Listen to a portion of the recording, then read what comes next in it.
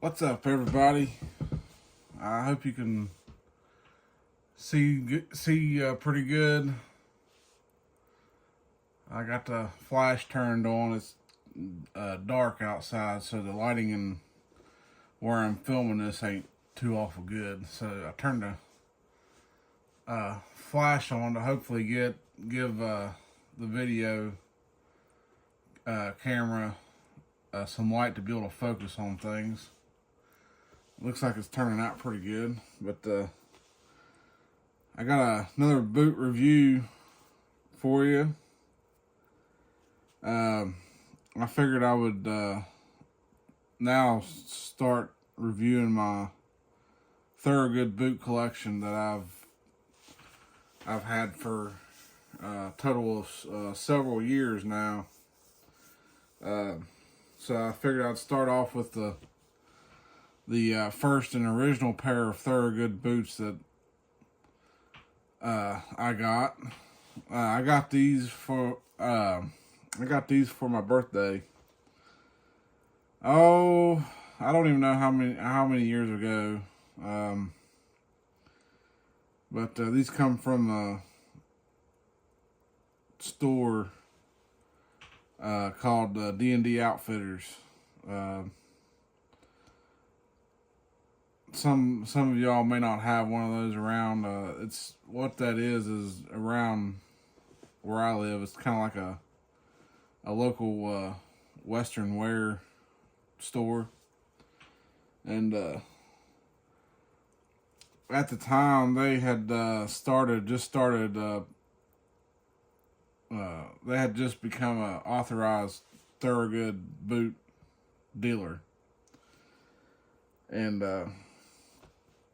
so the one day when I went in there and discovered they started selling Thorogoods, I wanted a pair, and sadly the only width they have that they sell is D width in all their boots, even cowboy boots. It's usually going to be about a D width on about everything. I don't know why they do that. So to get a wider pair, you have to order them through them. They can order them for you. It takes, I think it took about a week to get them in. But so this is the first pair of Thorogoods that kind of got me hooked on the Thorogood brand, if you will. And these are the 90-degree heel Thorogoods. And I wasn't sure, I've always heard really good things about the mock toes.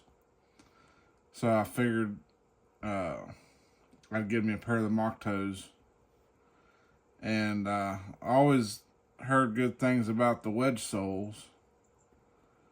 And I wanted a pair of the wedge soles, but when I went in there to get a pair, since they had just become a dealer, they didn't have any of the wedge soles in yet. They just had these 90-degree steel toe mock toes. Best I can remember.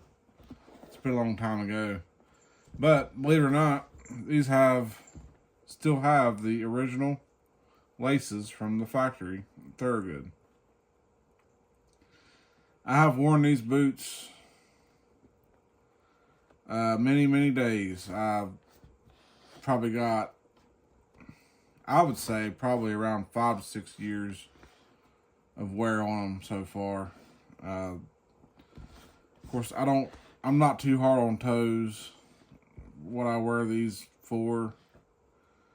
I've worn these on multiple different jobs that I've had over the years, and I've never really been hard on toes. So the original toe is pretty well untouched, other than there's a few little cuts and nicks in places, but for the most part it's still relatively good. The welts on these, they need cleaned out. I haven't got around to clean the welts out on these in a while. Mainly because after a while, once they get the patina on the leather like this, they just kind of get they kind of got revolved into like an overall work boot for, you know, multiple different tasks, whatever I wanted to do. But I've done everything in these boots, to, you know, run chainsaws, to, you know, farm work, tractor work. One job I had working in a plant, a manufacturing plant, I wore these in for the whole time I worked there. And I think that's where a lot of the black and the leather come from, because if you look at the top here, you can see that that was the original color. For the most part, it was the Trail Crazy Horse leather.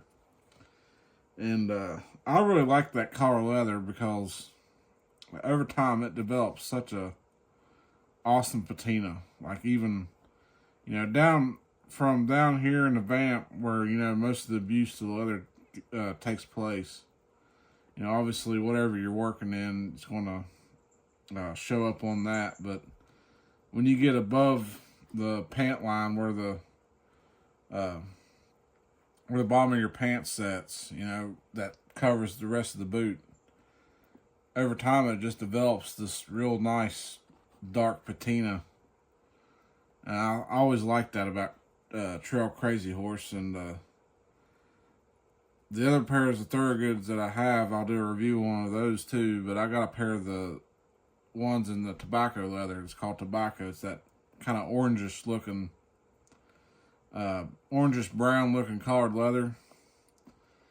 And probably the next pair of Thorogoods that I eventually get, I want to get a pair of the wedge sole mock toes, but I want to get a pair of those in the Trail Crazy Horse like these, so that I'll have, you know, a version of each.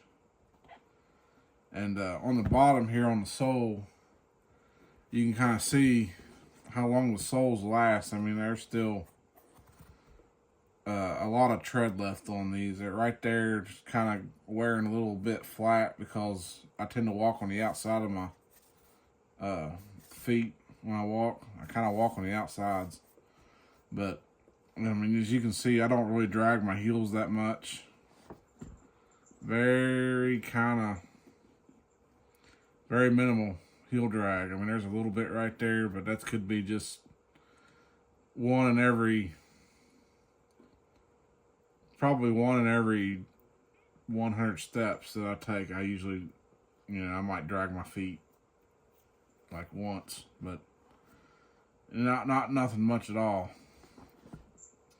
This outsole is the same material as the wedge sole. It's the polyurethane Maxwear outsole. Of course, they're always slip and oil resistant, and, you know, as always, it's made in the USA and everything, just like every work boot should be made in the USA, in my opinion, in this country. But that's neither here nor there. We're in the state of where we're at, mainly due to different people requiring different price points on boots. You know, some people don't want to spend $300 on a pair of boots, but that's kind of where Thorogood has always maintained a part of that market, because being a domestically made boot, they've always done their best to keep the boot at I want to say a working wage price point. So, I mean, people that work in the trades, they'll typically always make enough money to be able to afford Thorogoods, because they're always under $300. I think right now they're going for around $250. They have gone up a little bit in recent years, but I can remember when I got these. I think these were like $210 or $220 when I got these. And it's been since then that the price of Thorogoods has come up, you know, just a little bit. I mean, they're creeping it up, but that's just the market of the materials. I mean, it's going to cost more for the labor. It's going to cost more for the leather and everything. All the components that makes the boot up is going up over time. That unfortunately causes the whole price of the boot to go up. But with the age that these have, and you know, the synthetic welt is not even cracked up anywhere. I mean, the only split is the natural split where the welt comes together. And this is the Thorogood's synthetic welt with their storm welt stitching design. On the back side of the boot, there's not even a stitch out of place on the back strap that supports the back of the boot and the heel. I mean, there's not even a single stitch out of place, but that's on this boot. Some time ago, I noticed, I think it's on this one. Yeah. On this boot here. Some time ago, I did notice somehow there was like, what is that? 1, 2, 3, 4, 5, 6, 7. Like 9 stitches came loose and come out. But it stopped.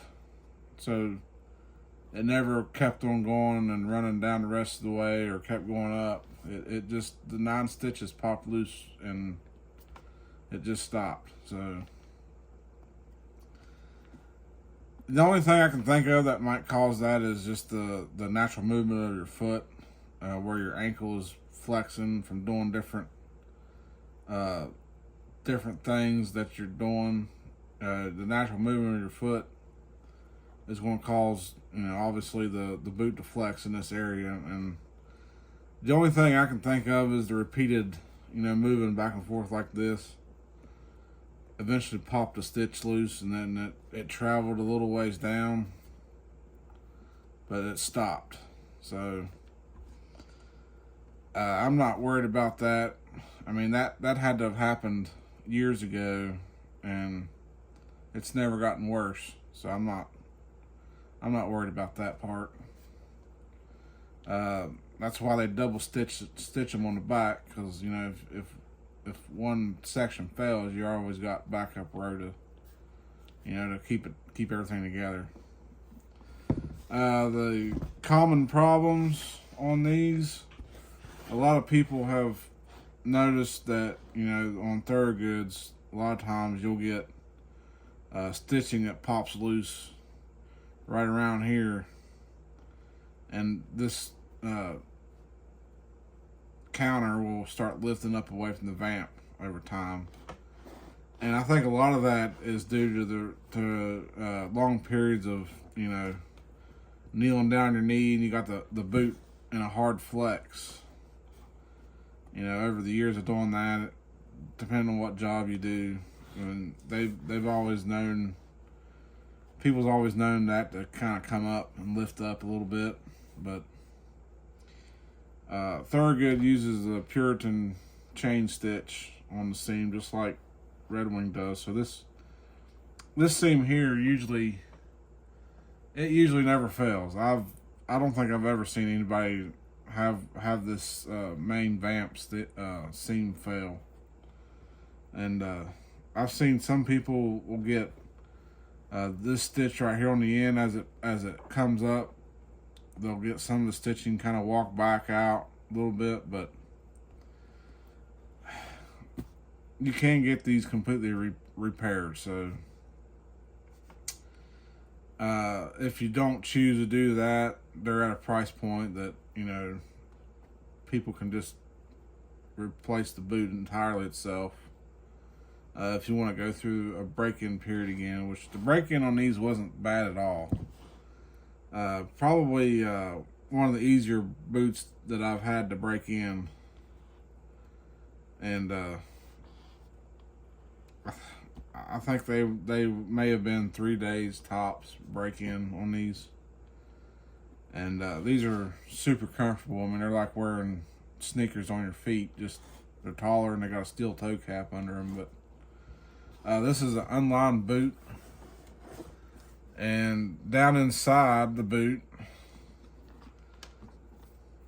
is still the original Thorogood USA insole. And we have a little bit of fuzz from various amounts of sock wear, but you can see, I mean, this is the original Thorogood USA insole.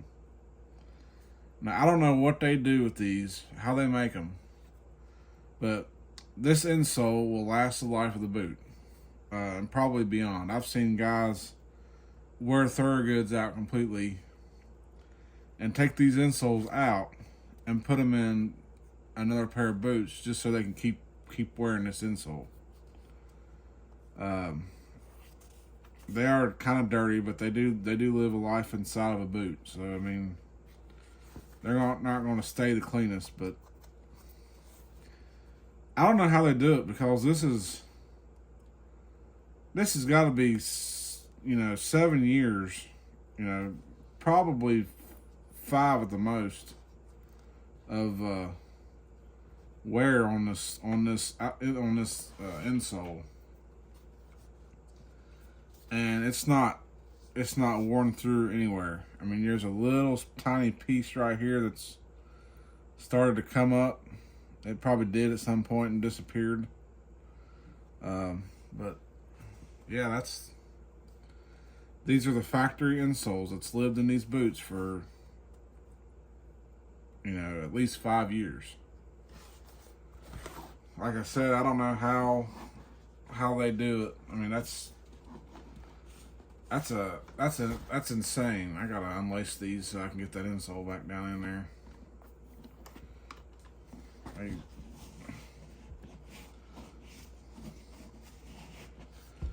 See if I can get this insole to go back down in there. Oh, come on, get down in there. I gotta get my hand down in there.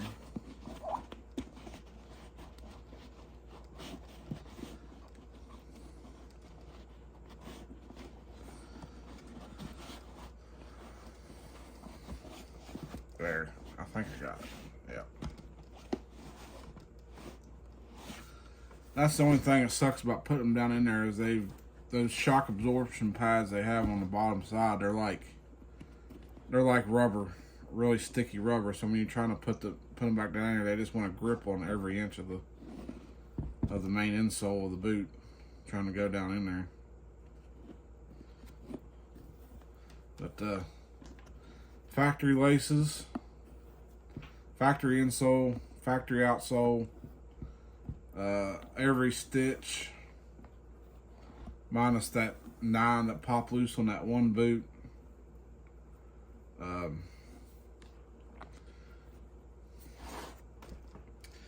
I don't know, you can't really ask for much more of a value on a pair of boots than that, because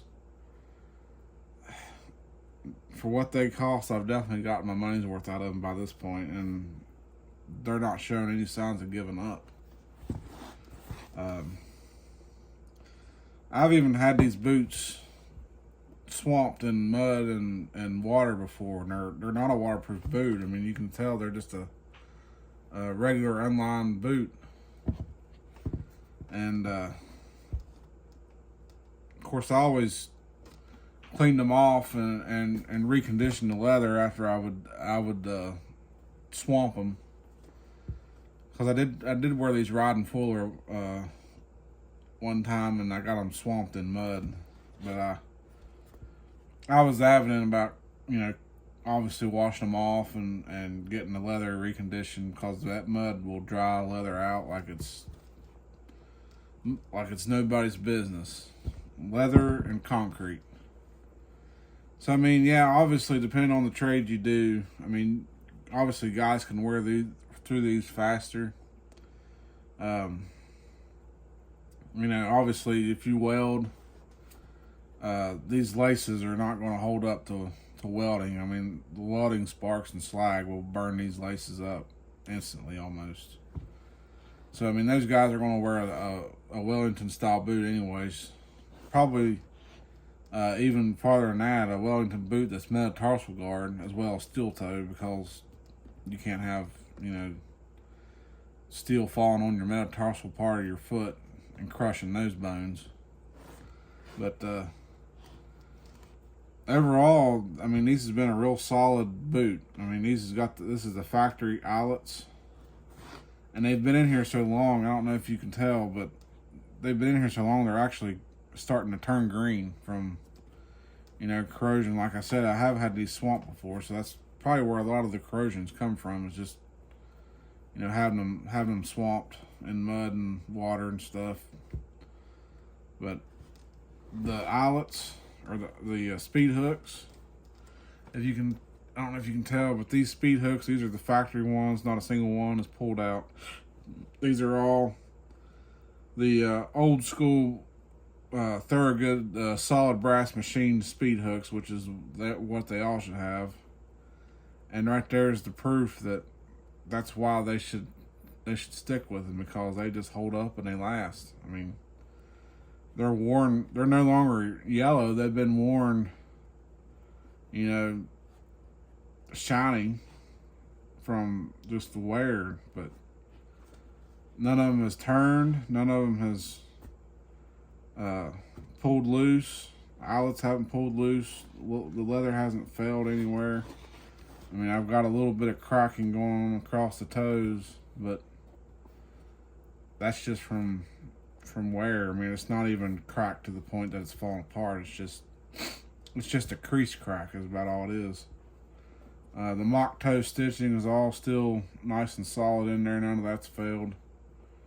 Even the USA flag tag on the side is still there. A lot of times that will get ripped off, depending on what guys are wearing the boots for. I've seen these get ripped off, or I've even heard of guys taking a pair of scissors and cutting them off just because they don't want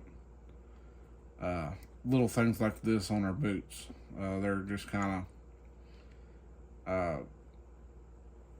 of anal about stuff like, little tags like this on their boots for some reason. But I always like that on my boots, because, that tells, I mean, I know it is a USA made boot, but it tells other people too that, hey, you want a good pair of boots, get you some of these. These are American made. Right there's the flag. But these, I got the pull loops are still attached on these. I've seen guys cut these off before too, because a lot of times they get, like, their pant leg will catch on them, and it makes it annoying for them to try to, get their pant legs over them. But I wear a boot cut jean most of the time anyways, or a carpenter jean that's got a really wide leg opening, so I never have a problem with my pant legs getting caught on this. So I've always left them on. Besides it, I mean, I do use it, and even it's got a little bit of cracking, but it's not dry. Like, it doesn't feel dry. The leather still feels plenty pliable. The model of this boot, if I can still read it, 804 43 70 something, but the tag on the inside of the leather, or the tag on the inside of the tongue down there it's mostly still legible, but one boot, I think it's starting to peel up. I can't remember which one it is, but Thorogood, oh, there it goes right there. You can kind of see, if I bend the tongue like that, you can see it starting to kind of lift off the tongue. But that's after several years. I mean, your foot, if you're working in these, your foot's, sweating in these and whatnot. That's going to happen because this label isn't stitched to the tongue like it used to be back in the old days. I think Red Wing actually still does that to some of their boots. They actually stitch the model and sizing tag on the tongue. But most of the time nowadays, they just use a press, and this label has an adhesive backing to it that is activated by, it's like an adhesive glue that's activated by, I think it's heat and pressure probably. And they just, before they stitch the tongue of the boot, they actually put this tag on there and they press it down for like 5 or 6 seconds. And then they go ahead and stitch the tongue into the boot and stuff. But yeah, these has been real solid boots. Like I said, these are my first pair of Thorogoods I ever owned, and they pretty much got me, you know, hooked on the Thorogood brand as a solid boot brand. And I don't ever buy the, you know, the lower tier Thorogoods.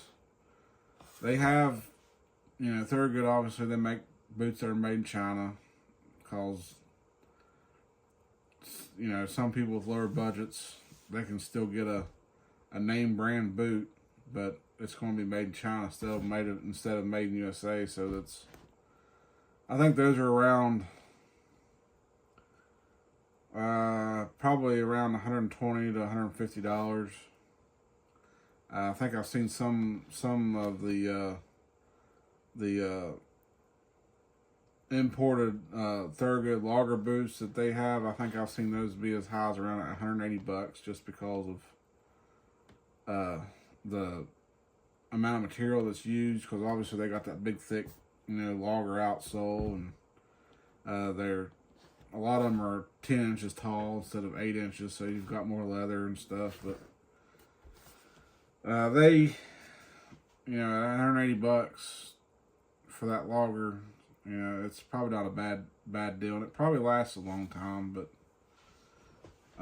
I do have a pair of domestic made Thorogood loggers, and I know those was on the upper end of $200, so they was closer to $300, and because they're, you know, they're waterproof, and they've got that they got a thick Vibram logger outsole and everything on those. But yeah, this is probably going to be a shorter video, because, well, this time I'm not reviewing, you know, 2 pairs of boots at once. I'm only reviewing this one pair for this video. But I'm going to do my entire boot collection review, more or less. And I've got a lot of boots. That separation right there on that welt's a little bit worse on this boot, it seems like. But anyway, I do have a lot of pairs of boots. I've got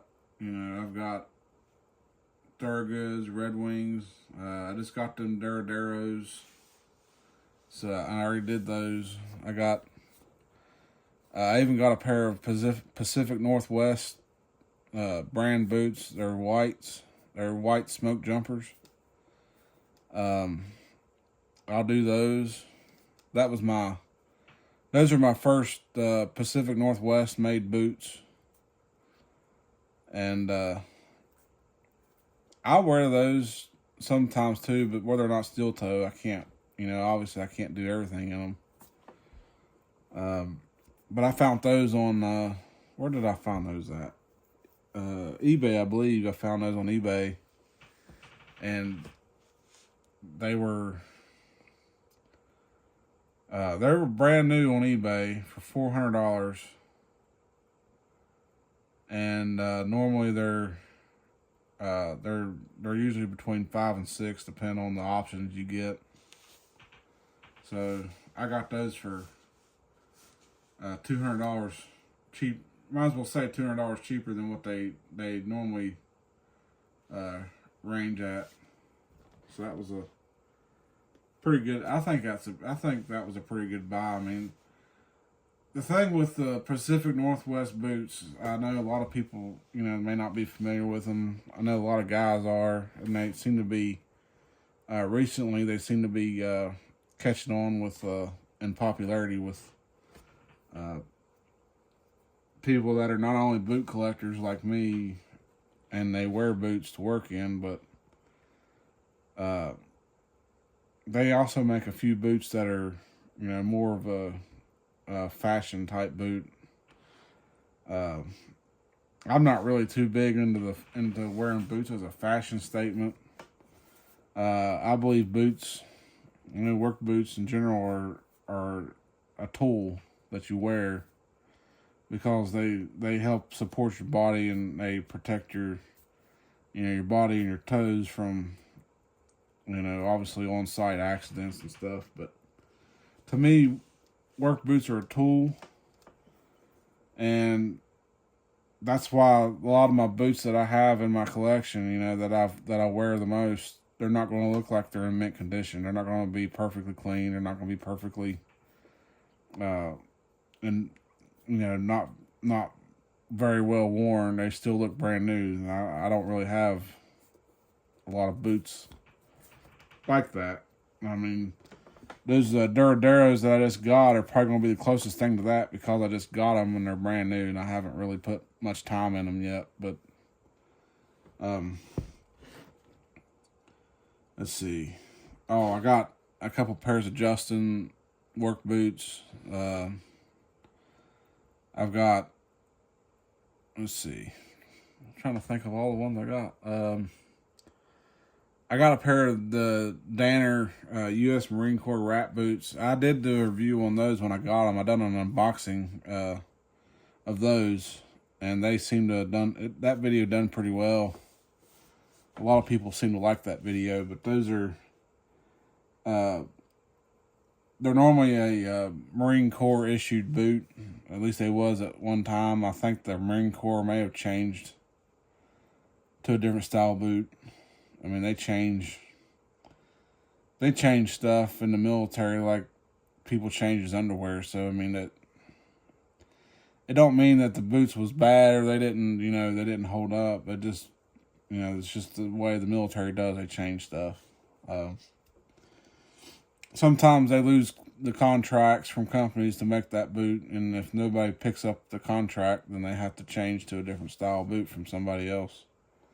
So that's a lot of times that's what happens with that. But I mean, I still have those boots, and I've worn them some. I don't wear them a lot because they're a soft toe boot, and I kind of figured I would use those boots as like camping or doing some kind of outdoor recreational type boot because it's a cool looking boot. But I have soft toe work boots that I can do, some certain things around the farm and stuff that don't require steel toes. I can wear those for. I got a pair of Double H USA made steel toe Western work boots. I'll do those between Thorogoods and Red Wings and Justins and Double H's, whites.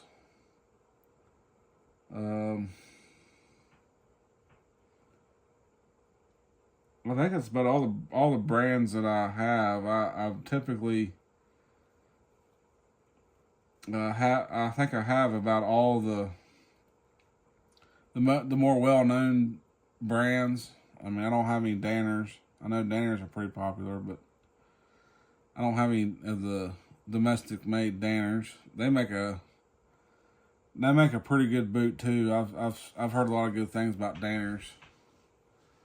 Trying to think of some of the other things that I have. Brands of boots.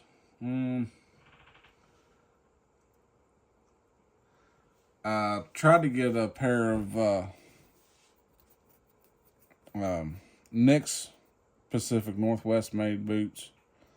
I tried to get a pair of Nick's at one time, and I did their foot measuring thing and mailed it in and everything. And at the time I had the money, saved back to actually buy them. And after they, if they ever got it or not, I have no idea. But after they were supposed to have received the my foot shape and my measurements of everything that they required. They were supposed to make a pair of try-on boots for me and ship to my house to have me try them on, and then I had to call them while I had them on my feet and tell them what's hurting, what's not, what's comfortable, what's tight, what's loose, what's slipping, what's all the usual questions. But I don't know whatever happened to that. Like I said, I mailed in that information they needed, and I never heard nothing else back. I mean, I don't know if it got lost in the mail between here and Oregon State or wherever they're. Wait a minute, where they? Oh, Spokane, Washington. That's where they're at. Yeah. So I don't know if it got lost in the mail between West Virginia and Spokane, Washington. That's a pretty big distance to cover. I'm sure anything can happen, but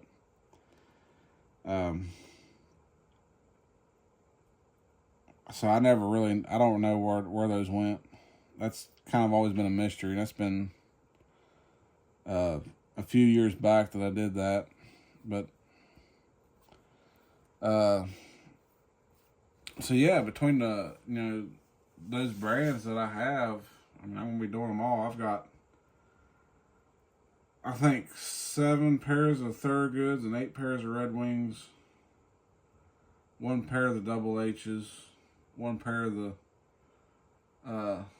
the U.S. Marine Corps Wrap Boots. I think those are made by Bates. I believe, if I remember right, those are Bates.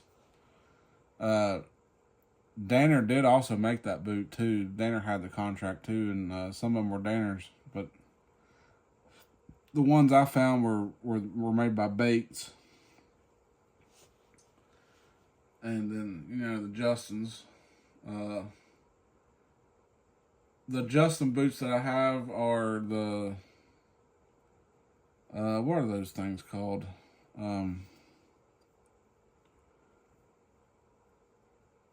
I don't remember what the model of those are, but it's a domestic made, it's a domestic made boot, work boot, steel toe boot. I'll probably think of it, in the middle of the night when I'm sleeping. It'll probably come to me like, oh, that's what that brand, that's what that model was. And then I have a pair of the good old Justin lacers, the pointed toe lace up boots with the kiltie in the bottom. People that don't know what a kiltie is, basically it's a little piece of leather that looks like a tongue of a boot, and it's got these little little finger looking things that are cut out at the end. They're kind of usually in a really cool pattern. It was kind of common in boots. The Pacific Northwest boots usually have them because of the functionality of them. They're supposed to wick moisture from around the boot. And so the Justins have usually always have those, the lace up lacers, and the other pair that I have, they all have those. I call them kilties. The Pacific Northwest world, they refer to them as false tongues, and theirs actually goes, comes out the bottom here, and it'll go all the way up to about right here. And their function is not only the moisture control, like if the boot gets wet or something. But it also protects your metatarsal part of your foot from the laces. Because when that's going all the way up your leg, some of those boots are 10 inches tall, and you can get them custom built if you want 16-inch tall boots. It goes all the way up to about your knees. You can certainly get it made, but that's what the moisture and the protection from the laces is what those are for. Now, Justin's, I would say that those are mainly, they might have some moisture control function to it, but I think for the most part it's a Western fashionable thing that they do, because Justin boots is pretty synonymous in Western wear, Western boots, cowboy boots. I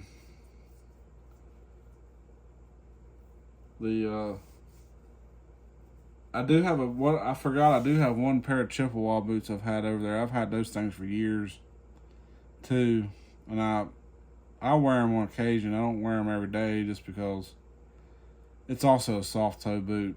So I mean, the soft toe boots, they don't really see as much action as steel toe boots does for me, just because I'm usually always into something that's gonna, that I'm gonna have steel toe boots for anyways. Trying to think of some of the other things. Yeah, I think that's about all the brands that I have as far as USA made boots. I do have one pair of Timberland Pro boots that I got for free from one of the last places I worked at. They had a $150 boot voucher, and they had their own boot store and stuff on site. You can actually go over and pick out the boots you want. You got a pair of boots for free. Well, these ones were free because I think they were right at the limit of the boot voucher of $150, and so I got them for free. But they have you go get new boots, I think once a year or something like that. So I had to go and get a new pair of boots, and that's about the only thing they had. And I went ahead and picked those out because I thought, well, it's just in that, climate controlled environment, on cement and a manufacturing type work environment. So I mean, those are made in Dominican Republic, just like the Duraderos are made in Dominican Republic. They are actually designed in the USA though, which was kind of surprising. So designed in the USA, made in Dominican Republic. But they're Timberland Pros, and the Timberland Pros to me, it varies from boot model to boot model. I mean, they have some of their models. I think there's one model they have called the Boondocks, I think is what it's called. But they are like a really big, bulky shaped boot. Like it literally looks like they built that boot to fit on a Sasquatch's foot. I don't know, but I guess they were going for a roomier steel toe box than what most boots are. But I mean, they are high profile. They are boxy, wide, clunky looking boots. But I've heard of some guys that wore them and they claimed that they were pretty decently comfortable for what they was. But they said they were really heavy, and you look. I mean, all you have to do is go on, Google and look them up, and you'll see they are chunky. I mean, they are quite gnarly chunky. I don't know. I mean, they had to been going for, like I said, they had to been going for a wider toe box for steel toe comfort. But man, they needed to put them things on a diet because they are heavy and bulky. The ones I have, they're not that model. I don't remember what model those are, but they're a direct attach outsole, and I don't care for that. The direct attach to me is, I call it direct attach. I know technically this is also a direct attach, but this is still a traditionally welted boot with a direct attach outsole that goes to a midsole that is stitched to the welt. But those Timberlands are a full direct attach, which means the outsole is literally just glued to the upper of the boot. So they got a line of like rubber around the bottom here that's part of the sole, where it's just literally just the sole glued to the upper, no welt, which is good for flexibility. It definitely makes the boot a lot more flexible and stuff, but it automatically makes the boot completely unresolable, which I think is a bad design. I mean, I know that's a lot of people like them for the comfort, and you know the boots are typically at a price point anyways that once the boots wear out, for the the $150 or whatever price point that they're at, it's a completely throwaway boot. Once you wear it out, you just toss them and buy another pair. But I don't like that idea of consumable products. Yeah, these are consumable, but these are also recraftable. I mean, you could take, once you get them recrafted, you could make these things last, years and years and years. And because of that, you can keep, that many more pairs of boots, out of a landfill, or, you get your value out of your boots a lot more that way. So, I don't like seeing boots that, obviously people still throw Thorogoods away, like these Thorogoods right here. There's people that actually throw these away after they've worn them out, but it still kind of irks me, with people that does that, because you can always get them recrafted.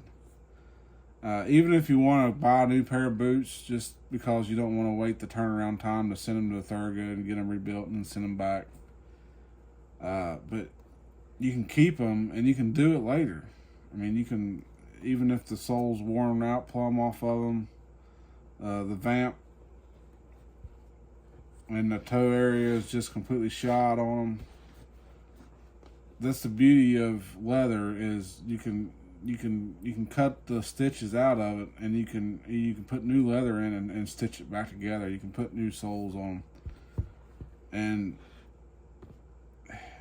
why people would throw these boots away after they've done put the time in to break them into their foot and make it fit like a glove and get the comfort out of it. But what do you do?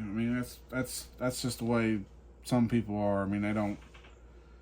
They'll take a handcrafted, Thorogood USA made boot like this, and they'll toss them without blinking an eye.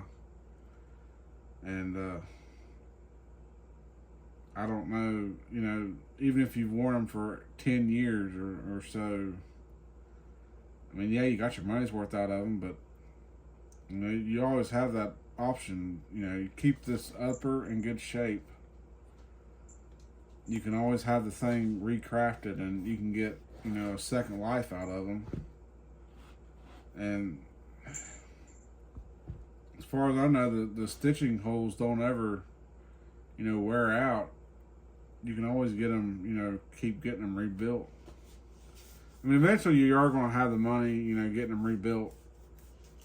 I think Thorogood charges $150, and I'm not sure what the shipping cost would be. Probably another $50.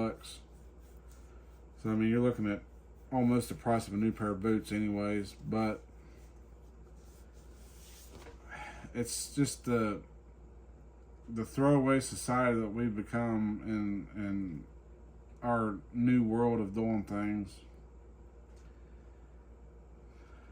To me, it's senseless. 30 years ago, people would buy a vehicle like a car or something. Shoot, they would drive that same car for 30 plus years until literally the wheels were falling off of it. They didn't buy a new car every year like people does nowadays. They bought once and they drove that car until it was completely shot. Couldn't be rebuilt anymore. Or they just got so sick and tired of looking at the same car after 30 years, they decided to finally go break down and get another car. But it's crazy what, the level of throwaway society that we've become. Which you can tell, obviously, I don't throw my good USA made boots away. Once these wear out, yeah, I'm definitely going to look into try to get them recrafted. They've lasted this long so far. Why not go ahead and get a second life out of them? Instead of lasting 7 years, they last 14 years. Pacific Northwest boots, they typically last. I've heard of people those lasting between 20 and 40 years, and that's because they are designed to be rebuilt. Literally, they can take a completely worn out Pacific Northwest boot. They can resole it. They can rebuild. Put new leather in places that the leather's shot and got holes in it from rot. But yeah, that's what the whole. That's my whole idea on buying domestic and making it last. But I think that's about all I'm going to do on this video. Yeah, we're getting close to an hour on this video. I thought this was going to be a shorter video. But I got on to a rambling rant for a little bit about,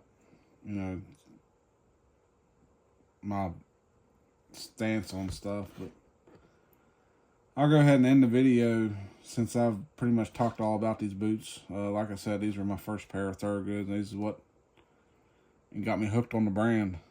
So stay tuned. I've got so many pairs of boots from all the brands I mentioned before that I'm going to have, boot reviews for quite a while. So, you want to keep seeing boot reviews from me of my boot collection, my personal boot collection. Stay tuned.